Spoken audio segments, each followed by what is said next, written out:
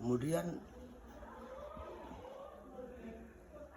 tanda cinta yang termasuk tadi itu yang pertama adalah sholat, yang dimana sholat itu adalah syariat Islam.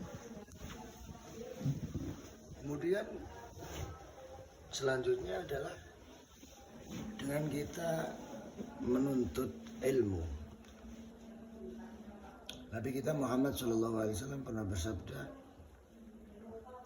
al-ilmu faridatun ala kulli muslimin wa muslimatin. Jadi menuntut ilmu itu hukumnya fardu. Laki-laki maupun perempuan semuanya diwajibkan, diharuskan untuk mencari ilmu. Karena pada dasarnya ketika seseorang melakukan suatu amal, ketika seseorang menjalankan ibadah tapi tidak memiliki ilmu, tidak didasari dengan ilmu, maka ibadahnya sia-sia. Sia-sia ibadahnya. Jangan ngarep diterima oleh Allah yang tidak sah. Gimana kalau tidak sah, gimana mau diterima amal kita? Jadi percuma. Sampai ada salah satu hadis yang artinya tidurnya orang alim itu lebih baik daripada ibadahnya orang bodoh. Meskipun yang orang bodoh tadi itu ibadahnya 1000 rakaat dalam satu hari satu malam itu, tetap lebih baik tidurnya orang yang alim itu. Ya gimana, orang yang bodoh ini melakukan sholat misalkan, meskipun sholatnya 1000 rakaat, tapi dia ini meninggalkan rukun-rukun sholat. Apa saja yang membatalkan sholat dia nggak tahu. Terus mau diterima sholatnya, ya gimana orang sholatnya tidak sah? Amal ibadah itu bisa diterima kalau menetapi syarat-syarat dalam ibadah tersebut. Makanya orang itu sebelum melakukan ibadah harus mencari tahu dulu caranya itu gimana. Sebelum kita melakukan sholat, kita harus cari tahu dulu gimana cara-caranya sholat. Sebelum kita melakukan zakat, harus cari tahu dulu gimana cara-caranya zakat. Sebelum kita melakukan haji atau yang lain, ya harus dipelajari dulu.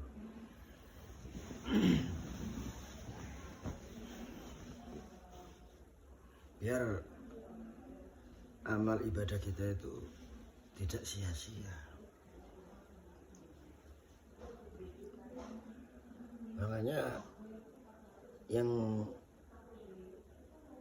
punya anak ini, sampean-sampean ini yang sudah punya anak, ayo anaknya taruh di pondok pesantren, biar jadi orang yang soleha, biar jadi anak yang ngerti, terutama mengerti ilmu agama. Karena sabda Nabi itu ilmu yang difardukan itu bukan ilmu yang lain, bukan ilmu biologi atau TI atau bukan itu.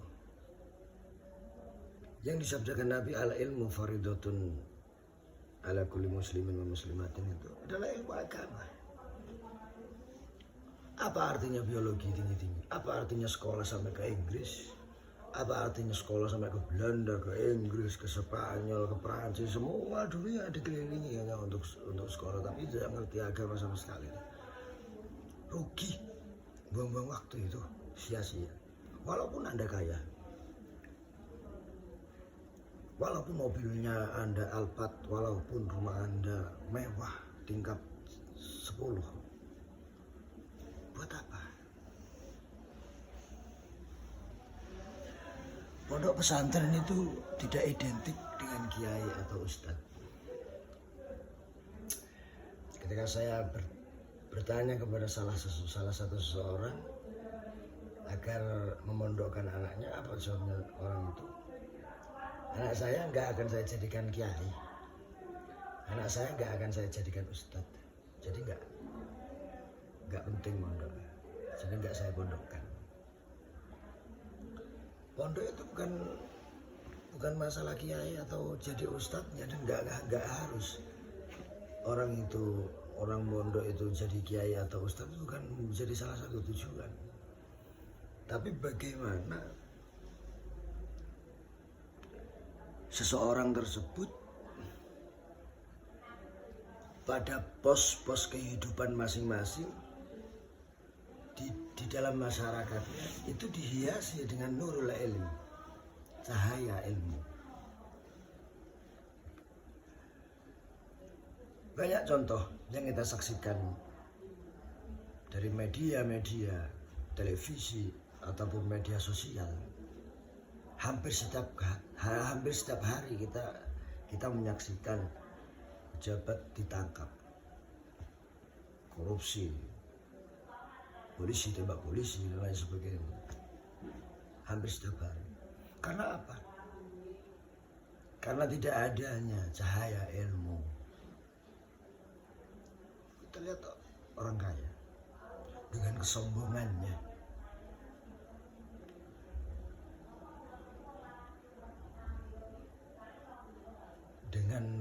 kesombongannya, dia meninggalkan Tuhannya karena tidak adanya cahaya ilmu.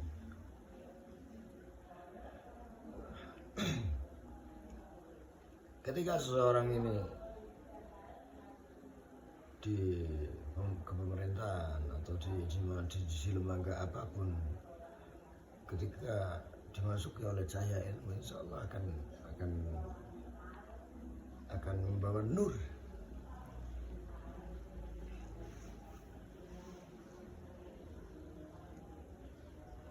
Makanya ayo mulai sekarang ini yang punya anak-anak ini, ayo pondokkan, taruh di pondok pesantren anaknya. Jangan takut nggak makan. Cuma orang-orang goblok yang punya pemikiran kalau anak saya pondokkan nanti suatu saat anak saya makan apa. Itu orang tolol seperti itu, orang goblok. Rizkinya orang yang mondok itu sudah ditanggung sama Allah, nggak usah khawatir. Jadi sekarang juga banyak pondok-pondok yang ada sekolahnya, mulai PAUD sampai universitas, banyak sekarang, nggak usah khawatir.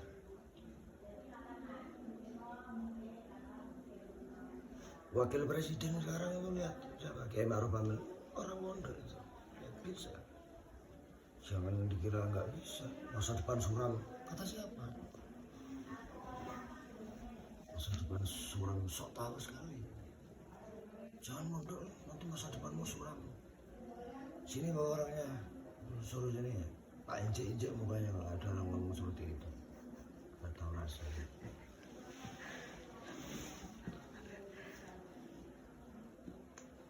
Apalagi yang alumni pondok ini, yang punya anak-anak ini, pondokkan anaknya. Taruh di pondoknya bapaknya, jangan ditaruh di pondok lain.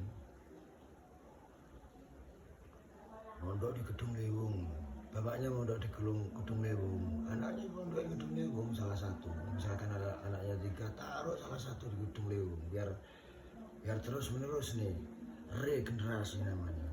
Punya anak 3, taruh di Tulungagung semua, taruh di Sembako semua, ini gimana? Ini nggak nyambung kamu sama guru-gurumu. Balul Anda itu, balun. Mungkin suatu perubahan itu dari situ perjalanannya.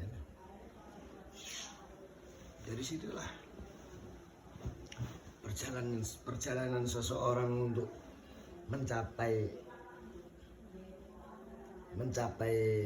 perubahan yang sebenar-benarnya. yang kalau kata orang-orang kejawen itu menemukan jati diri. Itu proses awal ketika seseorang berada dalam pondok pesantren, itu adalah proses awal untuk menemukan jati diri seseorang tersebut. Makanya ayo, kalau orang nggak punya ilmu ini seperti halnya ini mayit. Ya, semoga kita semuanya diampuni dosa-dosanya. Semoga kita yang hadir di sini digampangkan rezekinya, diakui sebagai umat Nabi Muhammad SAW, dan kelak di padang mahsyar kita diberikan syafaat oleh beliau Nabi besar Muhammad SAW. Ya arhamar rahimin, ya arhamar rahimin, ya arhamar rahimin, irrijal al-muslimin. Anda ngerti maknanya yang sampean baca barusan itu? Tahu artinya apa? Maksudnya apa? Tahu? Ya gini ini enaknya. Jadi hamba Allah ini enaknya kayak gini nih.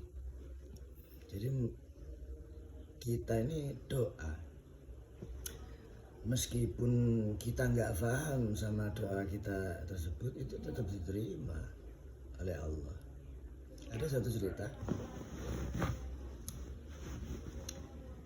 ada salah satu seorang ulama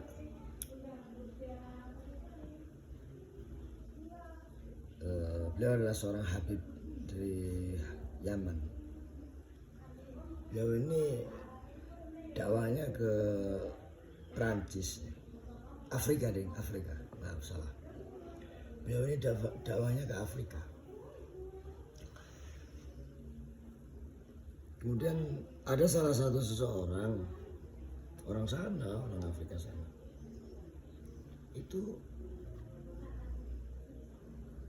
datang kepada beliau, sambat, mengeluh,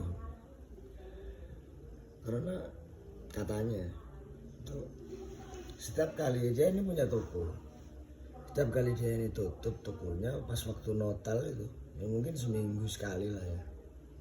Ketika seminggu sekali beliau tutup toko, terus Natal ininya, penghasilannya, dan menghitung barang-barang yang ada di sana itu, yang dijual di dalam sana, dalam tokonya itu kok mesti setiap pembukuan, setiap seminggu sekali itu kok mesti uangnya kurang dan barangnya banyak yang kurang juga. Akhirnya beliau bilang sama Habib itu, gimana caranya agar supaya dagangan saya ini tidak hilang. Intinya ya sembuh lah gitu loh, aman lah gitu. Gimana caranya supaya aman? Ya bahasa enaknya itu minta amalan lah orang tersebut sama Habib ini. Kemudian dikasih sama Habib itu, ada baca ayat kursi. Oh ya siap. Kayaknya Habib ini pulang ke negaranya. Setelah 5 tahun kemudian beliau ke Afrika lagi. Lah si orang yang pernah minta ijazah sama Habib ini keinget. Ketika beliau datang itu, beliau keinget, wah ini kan Habib yang pernah saya mintain ijazah itu. Akhirnya dia ke sana. Ngapain kok ke sana? Karena dia ingin berterima kasih. Karena berkat beliau, lantaran beliau, dagangannya ini aman gitu loh. Uang-uangnya aman sentosa. Hanya datang ke sana. Assalamualaikum, waalaikumsalam, alhamdulillah. dagangan semenjak sampean kasih ijazah yang dulu itu dagangan saya nggak pernah hilang lagi, uang saya nggak pernah hilang lagi. Oh ya, kata Habib. Iya Beb, serius ini. Kamu baca berapa kali tuh ayat kursi itu? 5.000 kali Beb. Dan 5.000 kali. Iya. 5.000 kali itu berapa hari? Satu hari satu malam 5.000 kali. Iya. Gimana cara bacanya? Ayat kursi.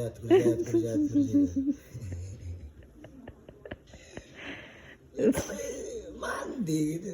Soalnya kan Allah itu tahu orang ini memohon sama Allah gitu. Meskipun dia tidak mengerti, tapi ya diijabah sama Allah. Ya Habibnya ketawa.